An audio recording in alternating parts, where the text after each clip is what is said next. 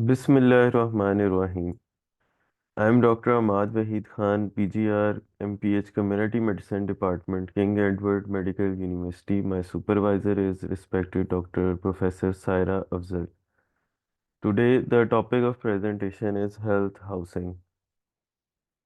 Learning outline, introduction, need of housing, standards of housing, effect of poor housing, recent updates, MCQs. Learning outcomes. At the end of this presentation, the participants will be able to describe the importance of healthful housing in terms of health indicators and related effects. Also, the standards for good housing to improve the quality of life. Housing. The term shelter, which is often used to define housing, has a strong connection to the ultimate purpose of housing throughout the world. The mental image of a shelter is of a safe, secure place that provides both privacy and protection from the elements and the temperature extremes of the outside world. Need of housing. The fundamental needs include physiological, psychological needs, protection against disease, protection against injury, protection against fire and electric shock, protection against toxic and explosive gases. Physiological needs protection from the elements, thermal environment that will avoid undue heat loss, thermal environment that will permit adequate heat loss from the body, an atmosphere of reasonable chemical purity, adequate daylight illumination and avoidance of undue daylight glare, protection from excessive noise, adequate space for exercise and for children to play. Psychological needs include adequate privacy for the individual, opportunities for normal family life, opportunities for normal community life, facilities that make possible the performance of household tasks without undue physical and mental fatigue, facilities for maintenance of cleanliness of the dwelling and of the person, possibilities for aesthetic satisfaction in the home and its surroundings, concordance with prevailing social standards of the local community.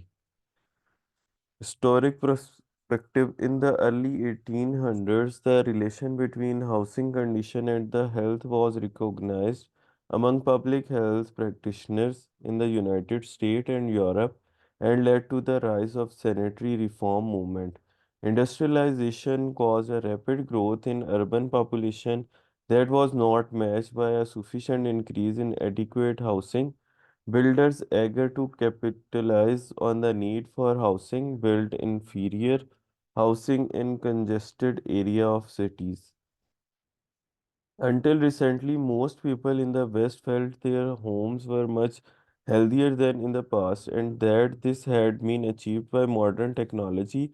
But we are now facing problem, the puzzling sick building syndrome, badly polluted air and drinking water, chemical vapors and synthetic building material and feeds from electrical supply and appliances all make us worried about just how healthy our houses really are. Sick building syndrome, the feeling of illness among majority of occupants of a conditioned space. Symptoms reported by occupants are headache, fatigue, irritation in eyes, nose, and throat, shortness of breath. The world's urban population will double by 2050 and will require housing solution. Since over 90% of urban growth is in developing cities, informal settlement and slum dweller are likely to grow dramatically in both developed and developing country. Improving housing condition and reducing health risk in the home is thus critical important. To avoid burning solid fuel for cooking, avoid smoking, open window frequently are the component of healthy housing. Housing standards. These depend on conventional factors such as per capita space and floor space and on social and economic characteristics such as family income, family size, composition, standard of living, lifestyle, stage in life cycle. Despite the culture, climate, and social diversities, housing standards vary from country to country, region to region, but then minimum standards are still maintained by all country building regulations. Sites should be elevated, prevented from flood, accessible, away from vector breeding places, away from nuisance such as dust, smoke, and stink. The soil should be dry and safe, pleasant surroundings. Setback, this is an open space around the house. There should be adequate space all around for light and ventilation. Built up area should not be more than one third of the total area. In urban area, this may be compromised to two-third due to the cost of land. Floor should be impermeable, smooth, and free from cracks. Damp proof. Walls should be reasonably strong, should not absorb or conduct heat, weather resistant, not easily damaged, smooth and suitable for rat, not easily damaged. Roof should be the height of roof should be not be less than 3 meters. Rooms number of living rooms should not be less than 2. Number and area of rooms should be increased according to size of family. Floor area of a room should be at least 120 square feet for occupancy by more than 1% and at least 90 square feet for occupancy by a single person. The floor area available in living rooms per person should not be less than 50 square feet. The optimum is 100 square feet. Windows. Every living room should be provided with at least two windows. Windows should be placed at a height of not more than 3 feet above the ground in the living room. Window area should be one-fifth of the floor area. Door and windows combined should have two-fifth of the floor area. Ventilation system for house. Exhaust ventilation system work by depressurizing your home. The system exhausts air from the house while make up air infiltrates through leaks in the building shell and through intentional passive vent. The ideal mechanical ventilation strategy is energy recovering ventilation or ERV. It's designed to minimize waste and actively reclaim energy. It uses an approach similar to balanced ventilation but adds a heat exchanger to utilize moisture efficiently. There are three types of whole home mechanical ventilation system. Think of ventilation quite literally as your home's lung. Proper ventilation keeps home fresh and occupants healthy. This is why we recommend upgrading to a whole home mechanical ventilator system.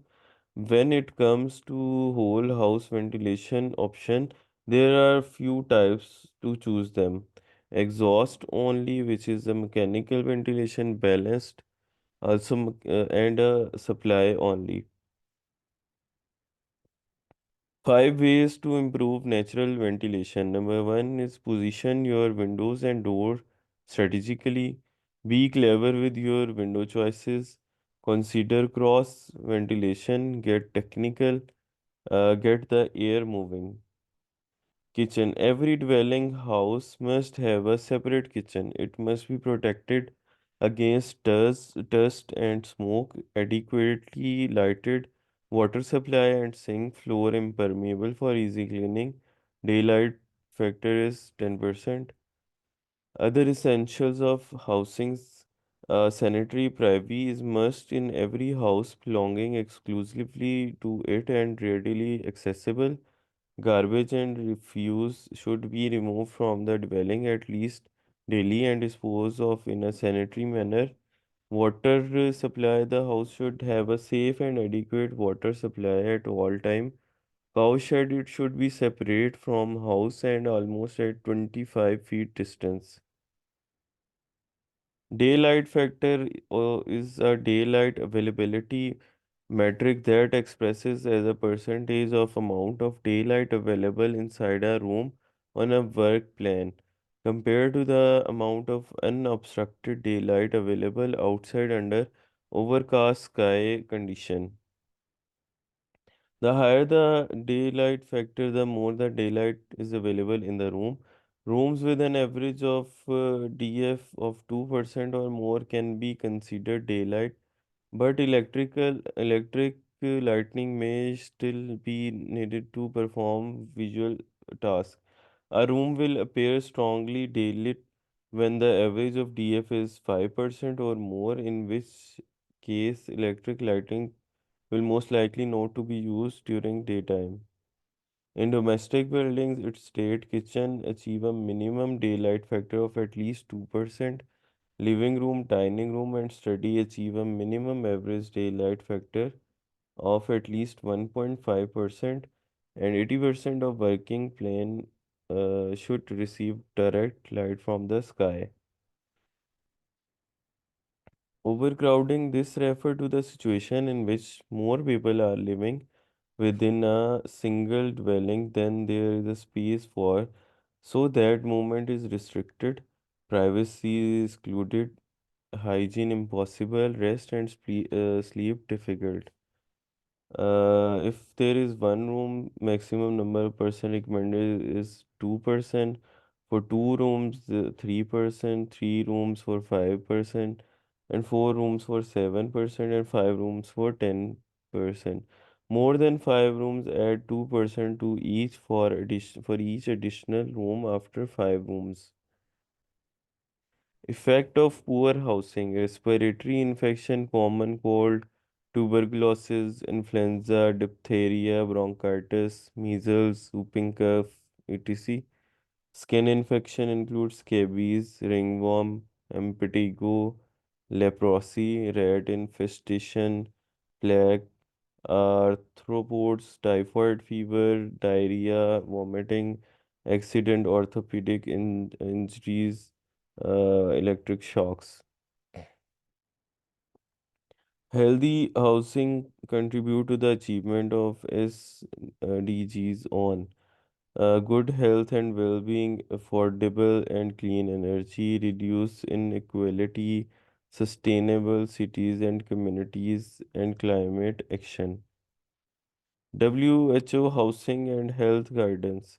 New recommendation, inadequate living space, low indoor temperature, high indoor temperature, injury hazard in home, accessibilities of housing for people with functional impairment, proximity of housing to walking and cycling infrastructure, summary of existing WHO guideline, water quality, outdoor air quality, indoor air quality related to indoor fuel and other pollutant, dampness, mold and radon, neighborhood noise, asbestos and lead. To realize this vision, urban decision make must apply a health lens to urban policy and programs and measure their effect, in particular housing policies that generate a range of benefit as following. WHO working at country level to assist with assessment of key housing risk for health and at national level, support ministries of health and housing and urban planning as well as civil society to establish effective collaboration, apply validated tools for assessing expected impact of intervention option on health and poverty, environment and economic development, sport capacity building on housing, communicate country success stories, advocate for housing and health in global fora. WHO response providing evidence-based guidance. WHO Housing and Health Guidelines setting health standards in late 2018. WHO published evidence-based housing and health guidelines. The new housing guideline also incorporate existing WHO Guidance on issues such as indoor air quality, water sanitation, support to countries in implementation of guideline. WHO will work for with country partners to develop tools and strategies for translating normative housing standard into national action. Support to countries in policy interventions, evaluation of our addressing slum upgrading. WHO collaborates with a large number of partners ranging from UN.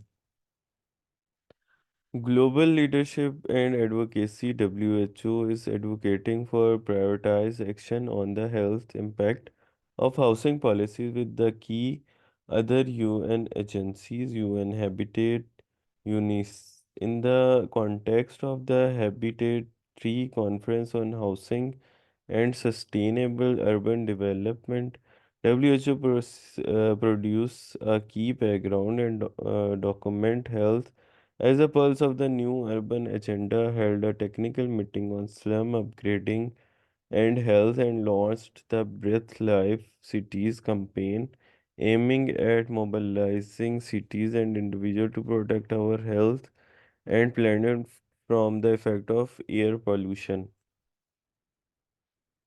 Promoting healthy housing for all toward an implementation strategies for WHO housing and health guidelines.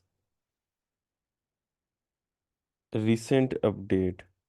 Sustainable housing indicator and improving the quality of life. The case of two residential area in Baghdad city determined in the disparity of sustainability of the residential environment, which was negatively reflected in the quality of urban life. Evaluate the level of urban quality of life through sustainable housing indicators based on subjective indicators. Sustainable housing is one of the most important factor affecting the quality of life.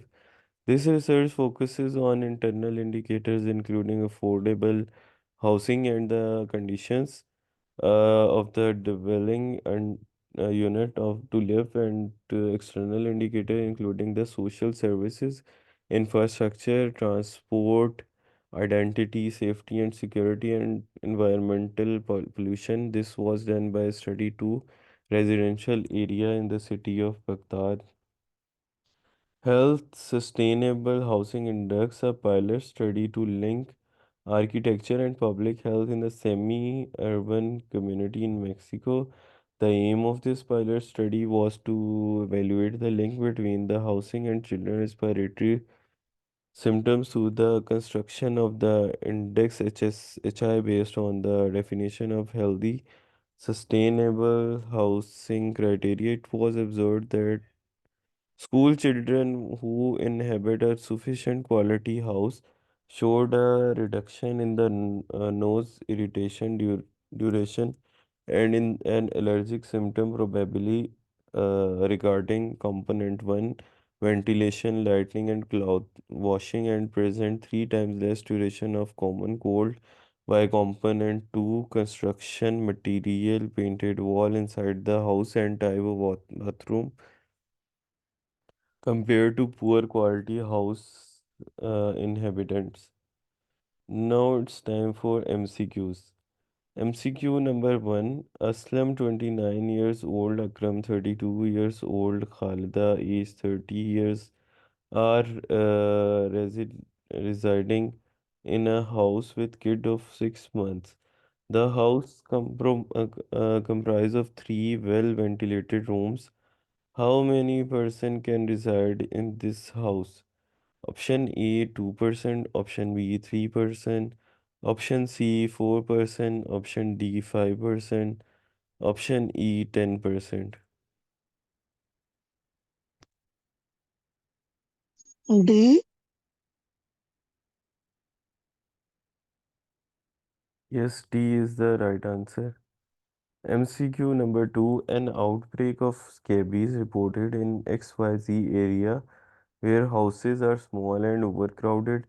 Government water supply provide water to that area. The appropriate preventive measures suggested by You would be option A, filter the water. Option B, C. chlorinate the water. Option C, C. improve. C. C is the right answer. Improve accessibility of water.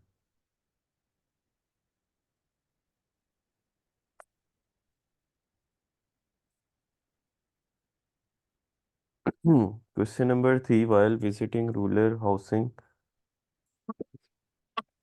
in nearby village, a sanitary inspector report that most houses are not conforming the sanitary and health standards, especially maintaining the distance between residential area and cattle shed, which should be at least option A 20 feet, option B 25 feet, option C 30 feet. Option B.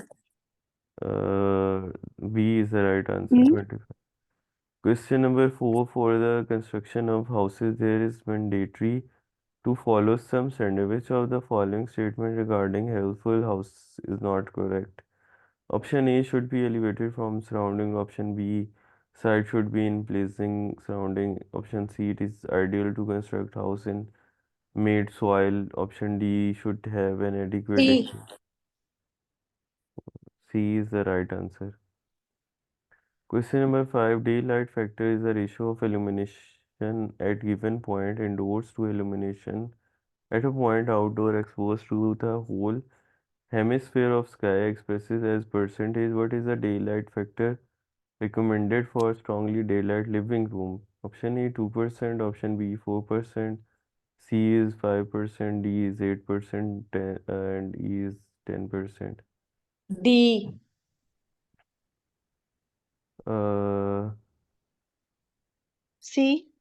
D is D. D is the right answer. Question number 6. Constructed area should be two-thirds in urban area and one-third in the rural area. The mandatory open area around healthful house is termed as option A is corridor, option B is passage, option C is ground, option D is setback, option Option D. E is gateway. D. D is the right answer. Question number 7. Daylight factor is the ratio of illumination at the given point indoor to illumination at a point outdoor exposed to the whole hemisphere of sky expressed as percentage. What is the minimum daylight factor recommended for kitchen? Option A is 4%, option B 6%, option C 2%, option D is 8%, and option E is 10%. D is the right answer. Question number 8. The engineer design house wanted to make sure that floor space requirement per person should be according to laid down standards of good housing. The minimum floor space required for purpose. Option A is 20 square feet. Option B is 30 square feet. Option C is 40 square feet. Option D is 50 square feet.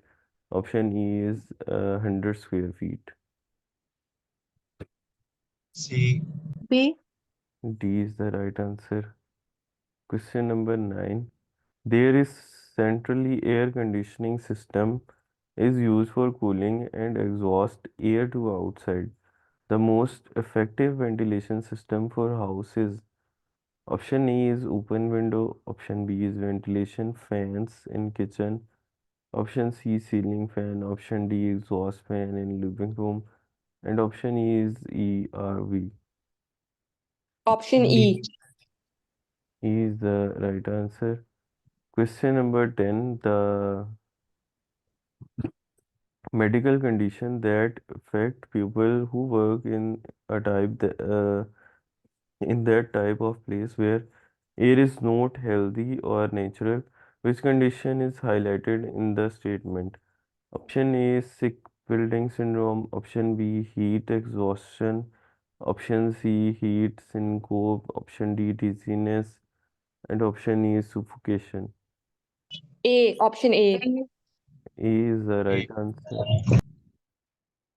These are the key of these questions. These are the references through which this presentation has been made. Here is the link of YouTube channel. This presentation is available on that link. Thank you. Thank you very much. Very nice presentation, Dr. Ahmad. And Thank you. especially, yes, your MCQs, they all are very brilliantly being made. So, very well done. So, see you today in classroom in my office. Allah Hafiz. Allah Hafiz, ma'am. Happy, man.